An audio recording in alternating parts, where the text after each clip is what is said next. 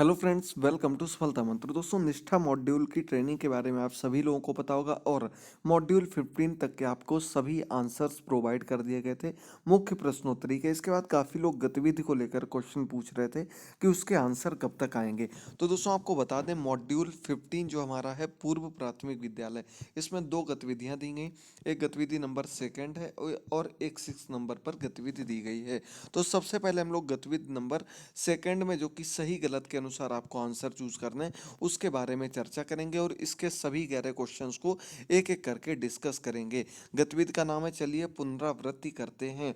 सत्य असत्य में आपको चूज करना है कौन सा सही हो जाएगा। इसके अलावा आपको बता दें दोस्तों, 13, 14 और 15 तीनों मॉड्यूल्स के आंसर आपको दे दिए गए हैं। लिंक नीचे दिया गया तीनों की मुख्य प्रश्नोत्तरी का और गतिविधियों का। उनको अधिक से अधिक सभी लोग देखकर शेयर कर दीजिएगा। सत्य और असत्य को चूज करना है आपको। और पहला क्वेश्चन आपके सामने आ चुका है, सभी लोगों को बिल्कुल क्लियर दिख रहा होगा। पहला क्वेश्चन दिया गया, पूर्व प्राथमिक शिक्षा कार्यक्रम प्राथमिक कक्षा के लिए बच्चों को तैयार करता है। तो यदि आप लोग सभी क्वेश्चंस को सही से समझेंगे तो आप आसानी से इनका आंसर चूज कर सकते हैं और इसका आपका सही आंसर हो जाएगा सत्य। पूर्व प्राथमिक शिक्षा कार्यक्रम बिल्कुल जो बच्चे प्री प्राइमरी में होते हैं उनको प्राइमरी में के लिए तैयार किया जाता है, प्री प्राइमरी में। तो इसका आपका सत्य पर क्लिक कर देंगे, सही हो जाएगा। अगला क्वेश्चन है, विकास के 8 क्षेत्र या आयाम होते हैं। तो दोस्तों, विकास के क्षेत्र और आयाम आपको इस वीडियो में पहले बताए गए थे और इनकी संख्या कहीं भी आपको 8 नहीं बताई गई। तो यानी कि ये आपका असत्य दिया गया, कहीं कहीं 7 बताई गई इसकी संख्या। तो आपको याद रखना, इसका आपका यहाँ पर आंसर जो दिया गया है असत्य दिया गया है। अब चलिए बढ़ते हैं अगले क्वेश्चन के सामने है। निर्देशित खेल बच्चों द्वारा शुरू किया जाता है। तो निर्देशित खेल यानी कि निर्देश देने वाले खेल जो हैं वो बच्चों के द्वारा शुरू नहीं किए जाते हैं। यानी कि ये कथन भी आपका कैसा हो गया, असत्य के अंतर्गत आ जाएगा। आप लोगों को इसमें करना है, सत्य और असत्य में चूज करना है।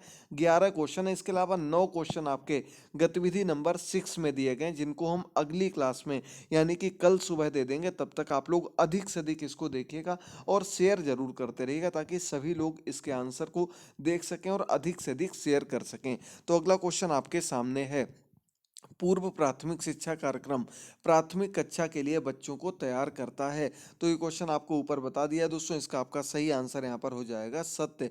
पूर्व प्राथमिक शिक्षा कार्यक्रम जो होता है बिल्कुल बच्चों को प्राइमरी के लिए तैयार करता है। अगला क्वेश्चन आपके सामने है, कहते हैं कि वे या लर्निंग सेंटर में खेलना चाहते हैं। यानी कि बच्चों के पास खुद की क्षमता होती, खुद तय कर सकते हैं कि वो कौन सा क्षेत्र, कौन से एरिया में या कौन से लर्निंग सेंटर में खेलना चाहते हैं। तो यहाँ पर आपका सही आंसर हो जाएगा आपका सत्य, बिल्कुल सही आपका आंसर यही वाला दिया गया है।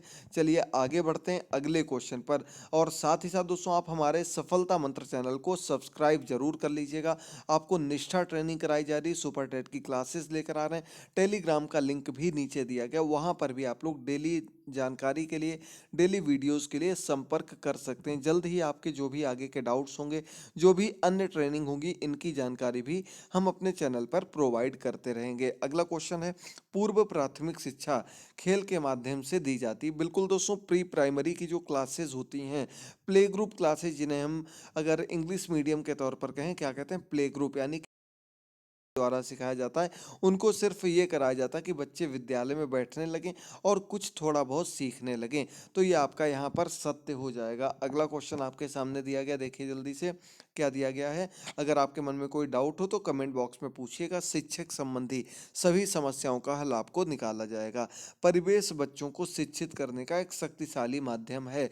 परिवेश यानी कि हमारा जो एनवायरनमेंट है, हमारा जो वातावरण है, वो बच्चों को शिक्षित करने का एक शक्तिशाली माध्यम है। और यहाँ पर आपका सही आंसर हो जाएगा सत्य, बिल्कुल सही है और सत्य पर हम लोग क्लिक कर देंगे। चलिए आगे बढ़ते हैं अगले क्वेश्चन पर।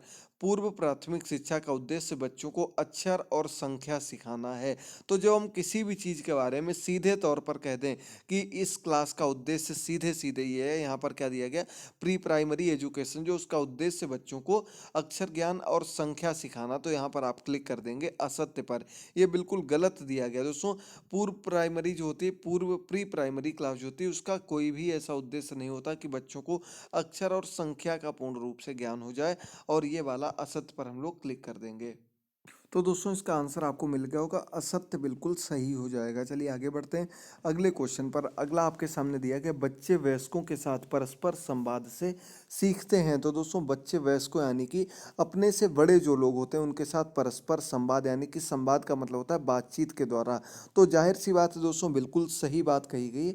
सत्य पर हम लोग क्लिक कर देंगे कि बच्चे जो उनके जो बड़े हैं, उनके जो वयस्क हैं, उनके साथ मिलकर के आपस में बातचीत के माध्यम से सीखते हैं। ये एक सीखने का एक माध्यम होता है उनके, जिसके द्वारा वे अपनी बात को रख सकते हैं और सीख सकते हैं। चलिए आगे बढ़ते हैं अगले क्वेश्चन की ओर। दोस्तों हम लोग बिल्कुल एंड की ओर बढ़ रहे हैं, तो आपको हमारा सामने लोगो दिख, लोगों पर आप लोग नीचे क्लिक कर दीजिएगा और आज ही चैनल को सब्सक्राइब कर लीजिएगा। आपकी पूरी संपूर्ण जानकारी, चाहे वो आप टीचिंग जॉब से रिलेटेड हो या फिर टीचर बन चुके हैं उनसे रिलेटेड हो, वो आपको अपलोड करते रहते हैं। बिल्कुल सटीक जानकारी और सटीक प्रश्नोत्तरी भी आपको देते रहते हैं। अगर आप लोगों ने प्रश्नोत्तरी ना देखी हो, 13, 14 और 15 तीनों प्रश्नोत्तरी के आंसर आपको नीचे डिस्क्रिप्शन बॉक्स में दिए गए हैं, जरूर देख लीजिएगा। अगला क्वेश्चन आपके सामने है, पूर्व प्राथमिक शिक्षा 3 से 6 वर्षीय बच्चों के लिए एक आयोजित पाठ कार्यक्रम है।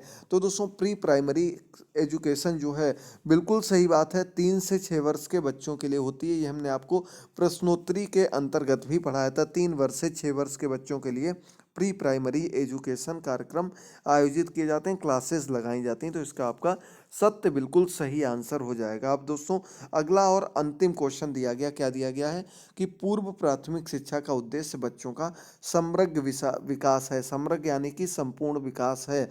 तो यह भी बिल्कुल सही बात है।